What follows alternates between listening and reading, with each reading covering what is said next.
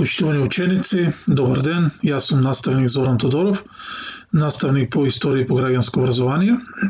И уште еднаш ќе се потрудам со уште едно ново видео да ви помогнам да совладате нова наставна единица. Денеска ќе се обидиме да помогнеме на учениците од 6 оделение.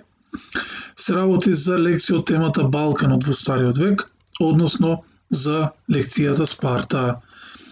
Кога зборувавме предходниот час, а кога зборувавме и во предходното видео, кажавме дека не постои една и единствена држава Хелада, туку дека постојат повеќе помали градови држави, кои биле држави кои опфаќале еден град и околината.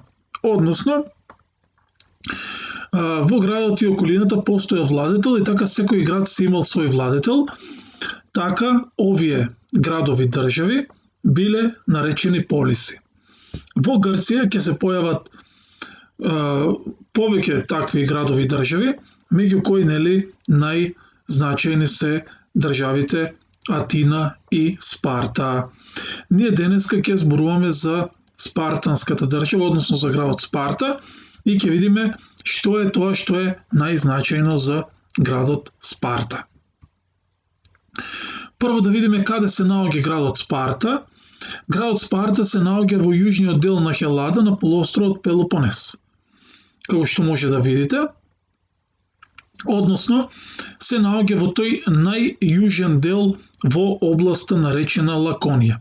Еве ви каде се наоѓа градот Спарта и гледаме дека и покрај тоа што се наоѓа на копно и е малку пооддалечен од брегот, сепак има одлична геостратешка местоположба. Брегот и не е така далеку, тука е познатата Тајгет планина, имало и плодни површини, така градот Спарта се наоѓа на една убава местоположба. Сега, според историските извори, Спарта била основана од племето Дорци. Кога зборувавме ние предходниот час, ви кажав дека во Стариот век, односно во антиката, се случиле две големи миграции. Едната е во вториот милениум, другата е во првиот милениум. Едната е во 20 век, 22 век пред нашата ера, другата е 12 век пред нашата ера. Со таа миграција, која што се случила во 12 век пред нашата ера, територијата на Хелада беше населена од племињата Дорци, Јонци и Еолци. Па така, племето Дорци ќе се населе на јужниот дел од Хелада во полуостровот Пелопонес и тука ќе ја основа или ќе го основа градот Спарта. Веќе ви кажав, на јужниот дел тоа е ова со испрекинати линии, значи од тука надоле започнува областа Лаконија. Тука се наоѓа градот Спарта и според историските извори, Спарта била основана во 9 век пред нашата ера. Уредувањето во Спарта било војна демократија, односно Спарта станала војничка држава. Како и на кој начин било уредено сето тоа, сега ќе видиме, ќе се навратиме на ова.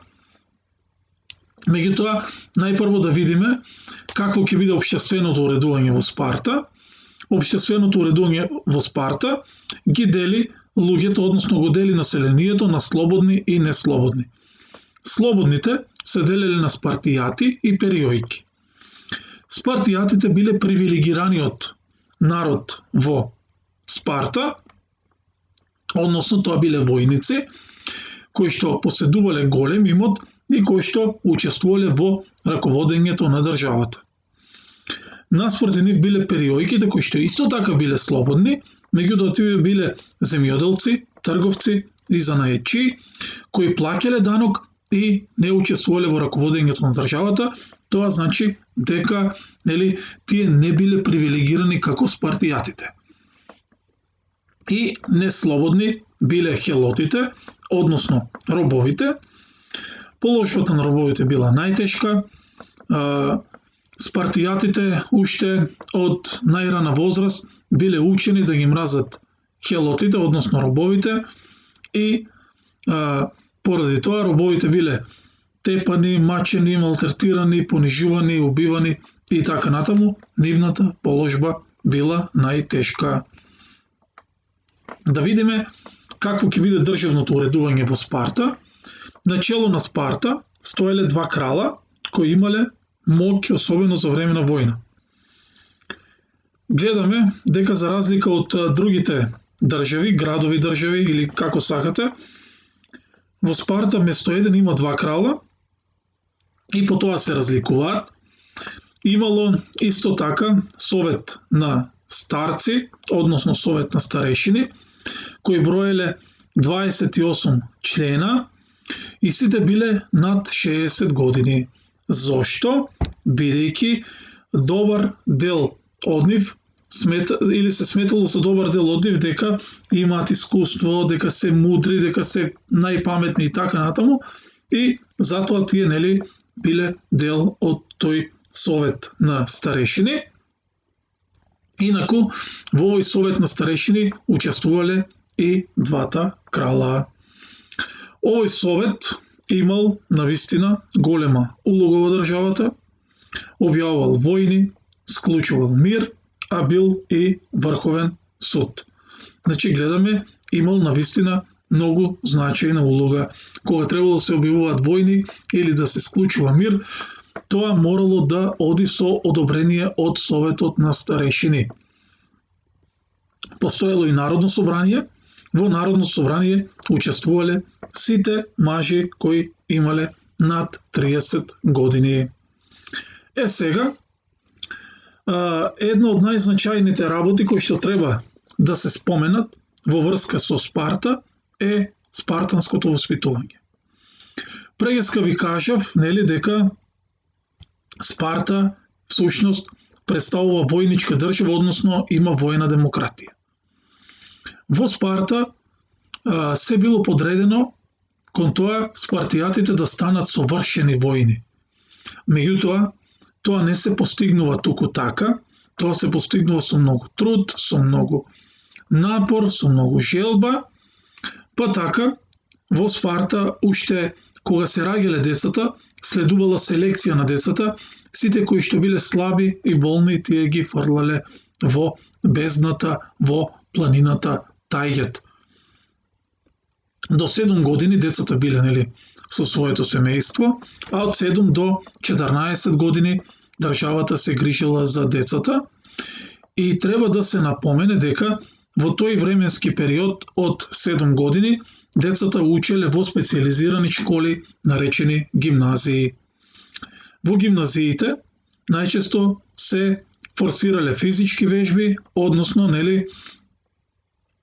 најчесто имало трчање, борење, мечување и фрлање копје со цел да се усовршат сите војнички и борбени вештини, со цел да се направат навистина совршени војни.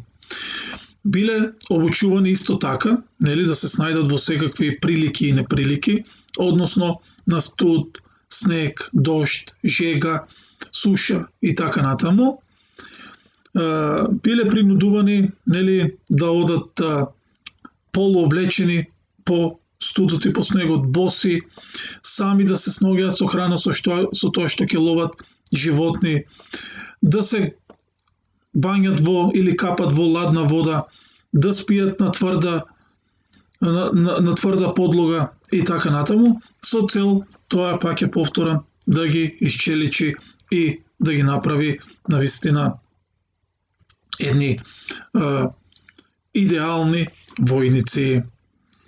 Сега, еве ви една слика од филмот 300, каде што е покажано како државата ги зема децата, како детето се одделува од своето семејство. Еве ви еден спартански воин, како една илустрација како изгледа тој спартански воин. една слика од спартанското воспитување, односно како тие се челичат, како се калат со цел да достигнат едно перфектно ниво. Значи гледате, полуоблечени, како се сноѓаат со дрва, како вежбат копје и така натаму. Сега, треба да се напомене дека во Спарта многу била почитувана жената, па така, според спартанските обичаи, само јака, силна и храбра спартанска жена може да роди здрав и вистински спартанец, па затоа спартанската жена била прилично почитувана, како и женските деца, така и машките деца биле опфатени со воспитувањето и оделе во посебни училишта. Меѓутоа, за разлика од машките, тие не биле соочени со такви тешки предизвици, како што биле машките, туку таму било ставено акцент кон тоа да се оформи телото и духот, да се зајакнат девојчињата, па поради тоа се правеле гимнастички вежби, пееле, играле и така натаму, со цел да се зајакнат за да можат да родат деца такви какви што треба на Спарта.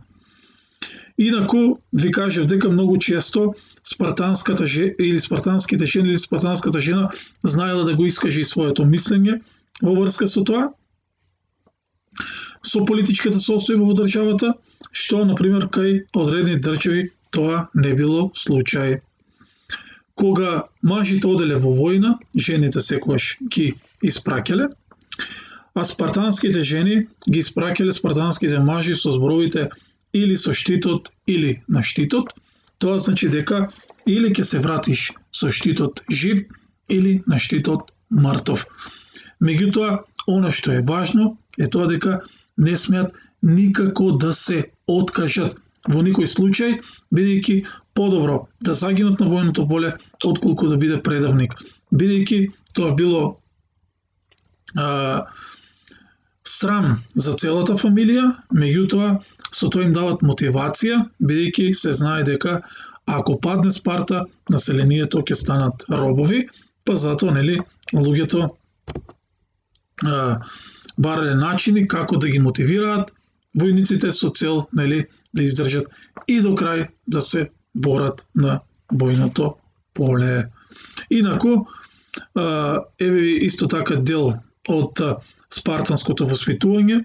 Спартанските деца исто така многу често биле камшикувани со цел да научат да трпат болка. Ова е една илустрација како изгледа животот во Спарта. Меѓутоа, само уште треба да кажеме дека за Спарта карактеристично е тој така наречен лаконски начин на зборување, лаконски јазик, односно тврдо, отсечно и директно зборување, без многу надмудрување, без многу филозофирање, без многу мисли. Луѓето во Спарта, на таков начин зборувале, за разлика од атинјаните, кои биле познати по тоа долго да зборуваат, да филозофираат и така натаму. Затоа овој тврд, отсечен и директен начин на зборување се нарекува лаконски. Во чест на областа Лаконија, таму каде што се наоѓала Спарта. Од прилика тоа е тоа се што требаше да кажеме. Јас се надевам дека беше јасно. Јас се надевам дека успеавме да доловиме дел од најзначајните работи и се надевам дека ви помогнав да го совладате материјалот. Со ново видео и со нова лекција се гледаме.